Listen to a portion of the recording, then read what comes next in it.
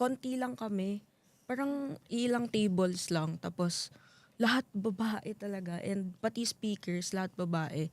And also yung organizers, babae sila lahat. So doon pa lang, mafe-feel mo na ano yun, na parang belong ka. Yun kasi yung gusto natin, yung The ma-feel na, belongingness. yes,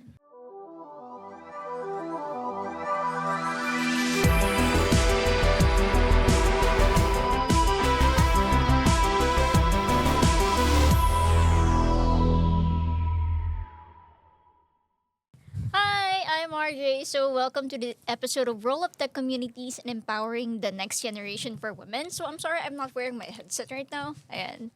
So, I just recently put it. Okay, so hi, I'm Jasmine. I'm a Women Tech Makers Ambassador for GDG Cloud Manila.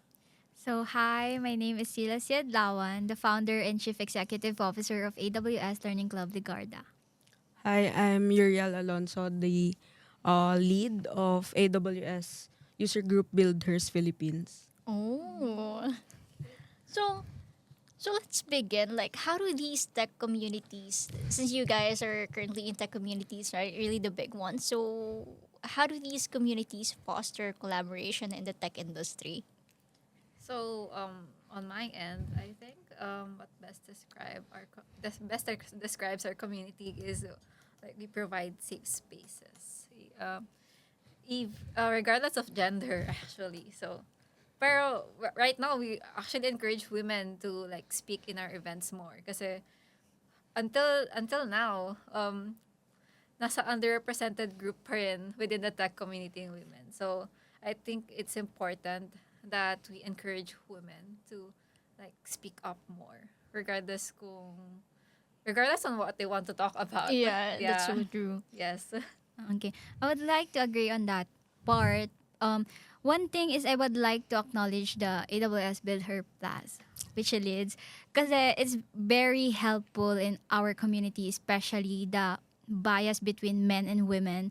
Like, sinasabi na in terms of tech, like in the field of tech, like parang mas batak sila, mas magaling sila. Pero no, the things that the man can do, women can do it as well. So, with the Build Her Plus, parang mas nagiging empowered yung women, mas nagiging confident sila to do more in the tech field. Sa amin naman, actually, hindi lang women yung in-empower or pinapromote namin. We also promote LGBTQIA+. Ayun, kasi, di ba? And sa amin,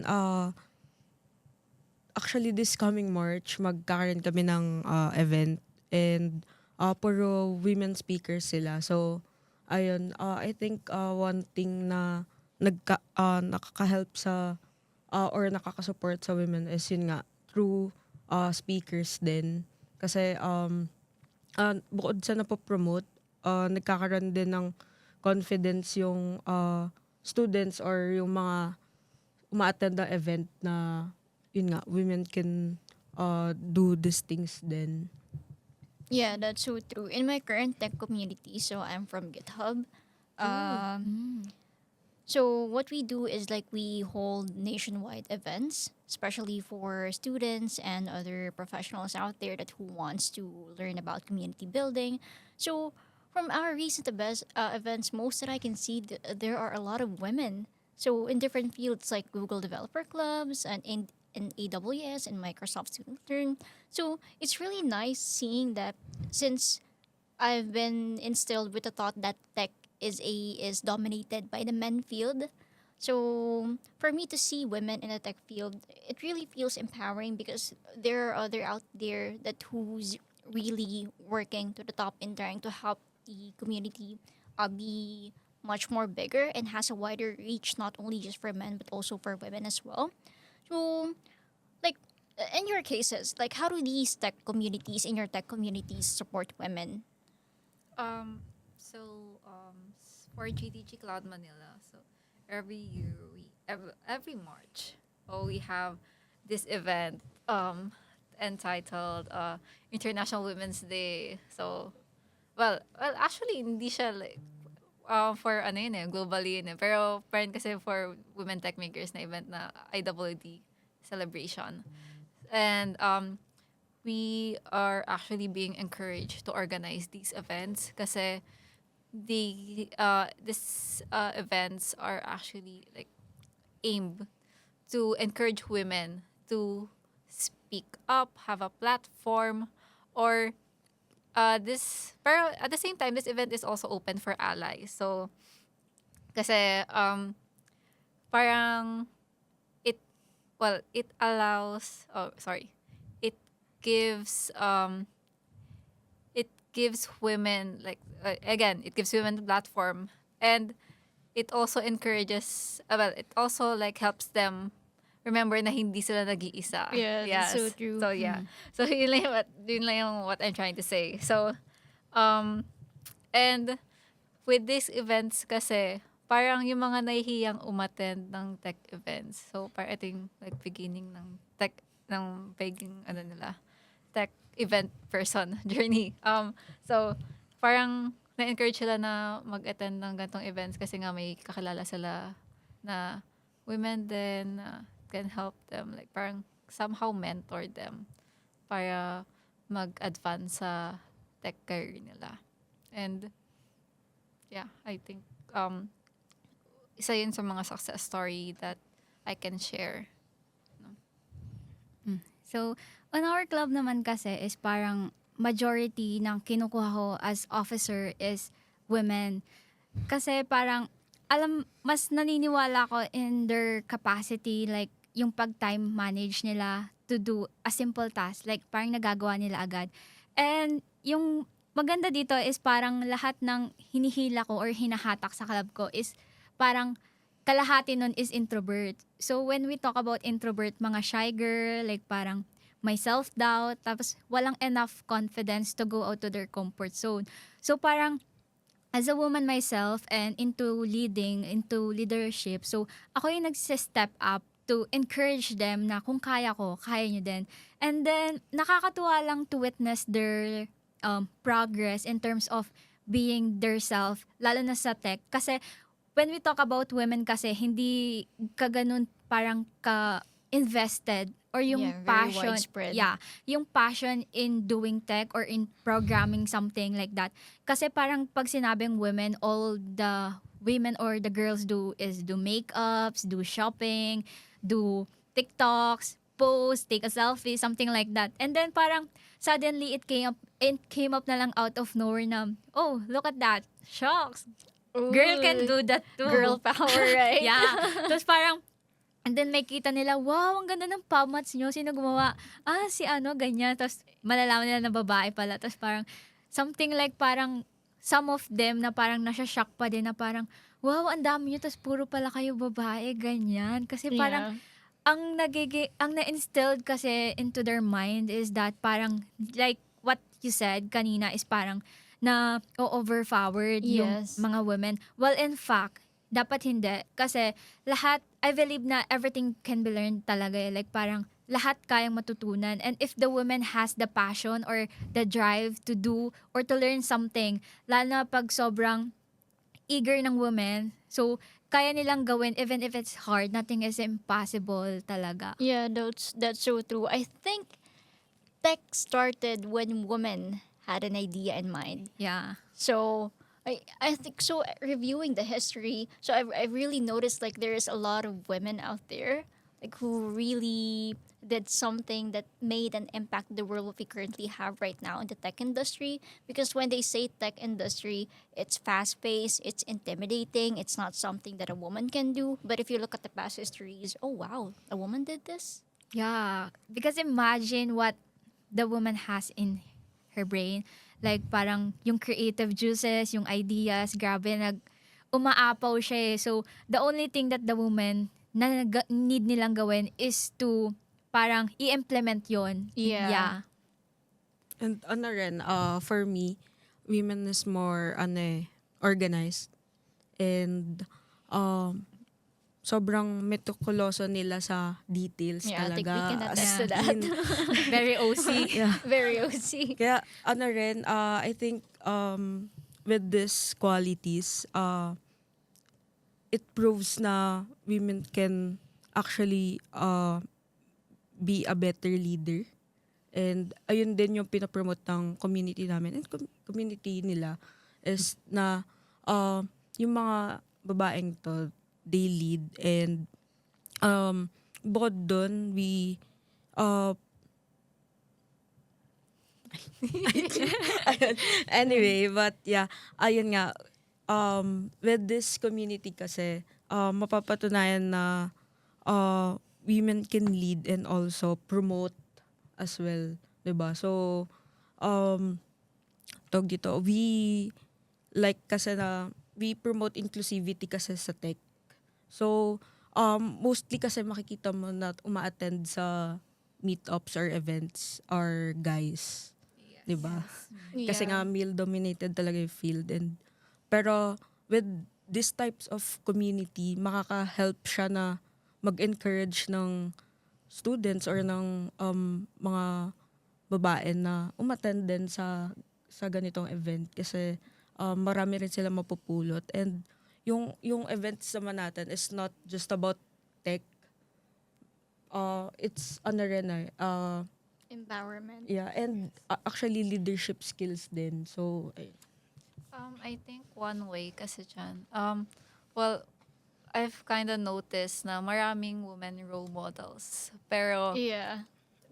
Pero do other women know They that get they exist? overshadowed. Yeah. They Yes. get overshadowed. Yes, I think kailangan lang ng more visibility Yeah. sa community, to the point na maisip nila, kaya ko din pala to. Babae din pala siya. So, kung kaya niya, kaya ko din. ay marami So, pala kami. yes, Yeah. marami pala Yeah. kami. So, Yeah, there is a lot of people behind your back supporting you. yes. I've met a lot of women in my life, and one thing that I really observed and I really loved is how they feel deeply and how they understand deeply. So I've noticed in the field there is a lot of UI UX designer as female. So it made me question like why. So when I review their products, okay, I understand now. They really connect deeply to their users. They really empathize deeply to their users. So one thing that I really like about female, especially when they're taking on a leadership role, is that they really try to understand their people, like not just in a leadership standpoint in their role, but also as them as human, right? Yes, I agree. Kasi, for example, like, UI and UX, lalo na in terms of girls talaga, like parang, even the one pixel lang na hindi pantay, makikita nila yan. Yeah. Trust me. Trust me, proven yan. Like, super, makikita nila. Pero, if iba yan, like parang, okay na yan, stay as it is. Pero pag girl yan, like, no, hindi pantay. Ganyan. So White Cloak Technologies is a custom software development company. They build mobile and web applications. They work with leading brands in banking and real estate. Visit their website at www.whitecloak.com to know more.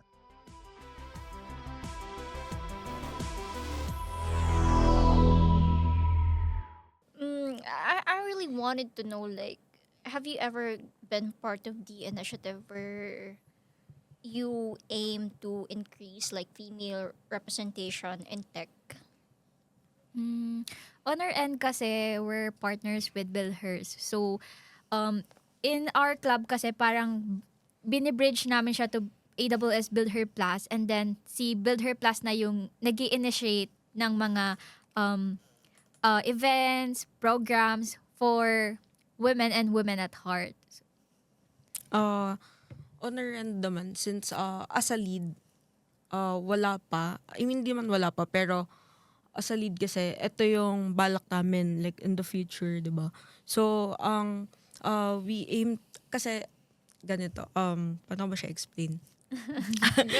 Pero, We can do ayun this. kasi, ang role natin as leads is to represent women. And through that pa lang, nagkakaroon na ng more female representation na nakikita ng iba na, may, din pala, na may user group leader din pala na babae.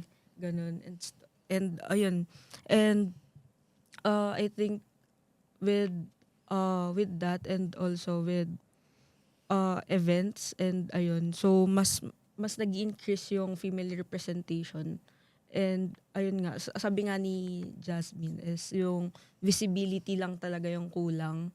Kasi we need more of that para makita and mas ma-represent yung mga babae. Yes. Hi. On our end, um, so aside from the every March na IWD celebration, as an organizer, I try to keep the gender representation sa speakers at 50-50. Kasi, Balance. kasi ano well, we all know that it's a male-dominated field. And tayo na women leaders, we need all the help that we can get. And we also need to pull the help that we can get Yeah. just to get like representation sa stage. Um, and yun yung parang naging practice ko na ever since na when I have an event, I try to keep the gender representation equal. And at the same time, um, well, may visibility ako sa registration. So, I kinda, like, for example, pag napansin ko na, so, I try to, like, prioritize women sa events um, kasi feel ko if pupunta sila sa event tapos may kita lang male dominated. Pa rin. Isipin nila, Yeah. Ganun pa It's a bit intimidating. wag na lang kaya ako pumunta or umuwi na lang kaya ako kasi paano ako makaka-relate dito? Yeah, it's a Wala. bit intimidating. Yeah. So, as much as possible, I try to keep the like gender representation equal.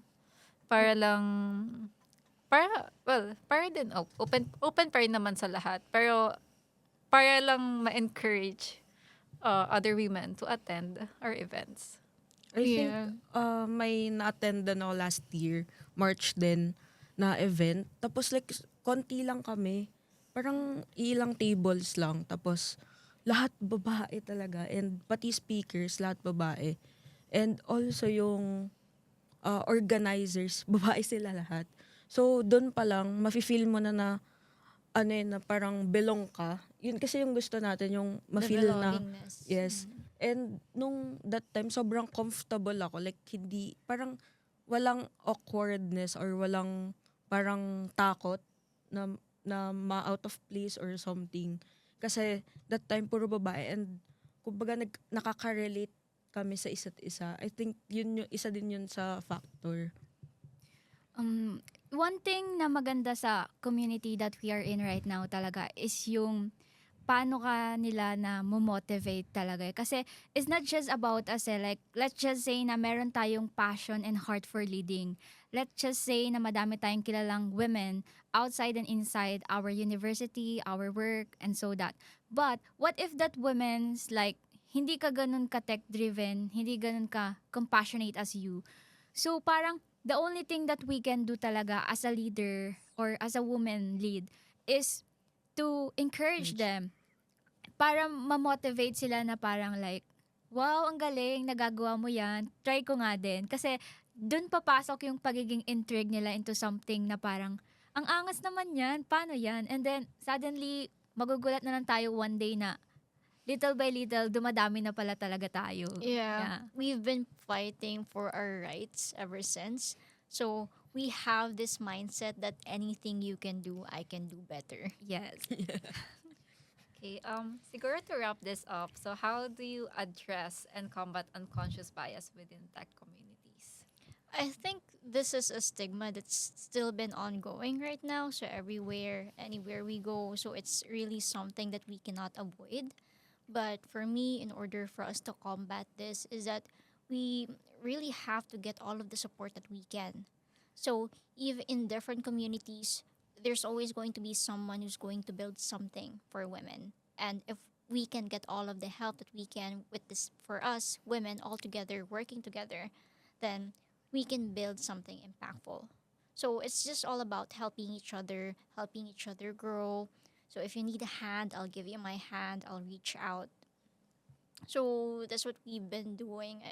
That's what I've been doing because I just recently stepped into the tech role. So the people that help me are actually mixed. They are diverse. But one thing that really stuck to me the most is that I wanted to be someone that I can feel that I belong in this certain area. So as a woman, it's really difficult since tech is a male dominated field, right? So yeah, get all the help that you can, grow together, build together, and be with people that who share the same passion as you. I think one way to combat unconscious bias is to educate, raise Yes. awareness.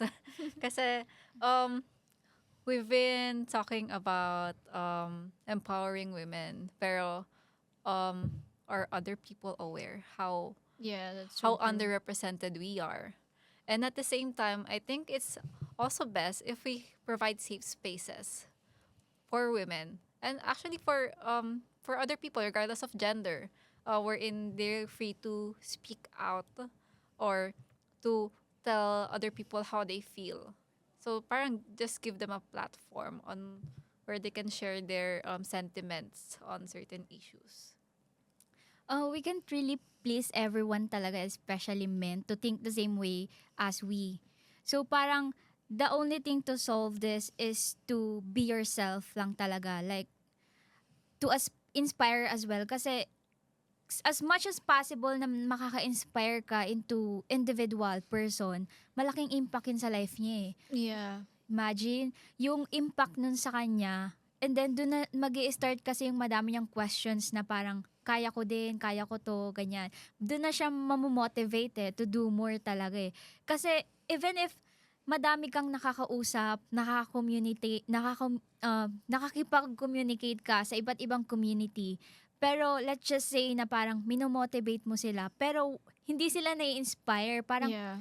uma-agree sila sa'yo, yes. Nakikita ka nila as a woman na magaling, yes. Pero deep It doesn't inside go them, straight to the yeah, heart. hindi sila na i-inspire kasi sa pagbabae kasi, like parang hindi niyan gagawin pag hindi niya gusto eh. Yeah. 'Di It's ba? so true. So, parang kailangan may encourage mo sila, i-inspire mo sila na maganda to, it's for your own benefit, and hindi lang to basta dito lang. Once you go out to your comfort zone, ma-realize mo na, wow, that's a lot. You're gonna continue Yeah. growing and growing.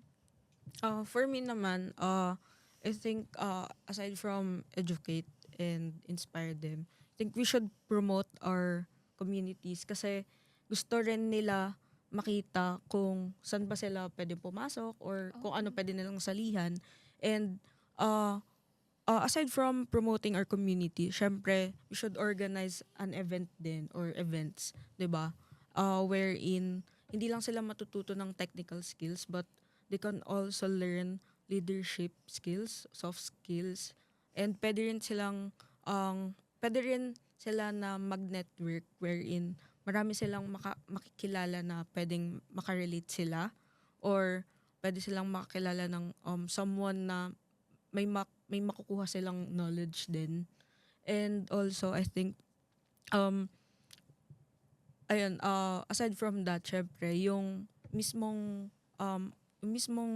leaders is nakaka-relate din sa isa't isa wherein para sila ng pinaglalaban and di naman parang na pinaglalaban.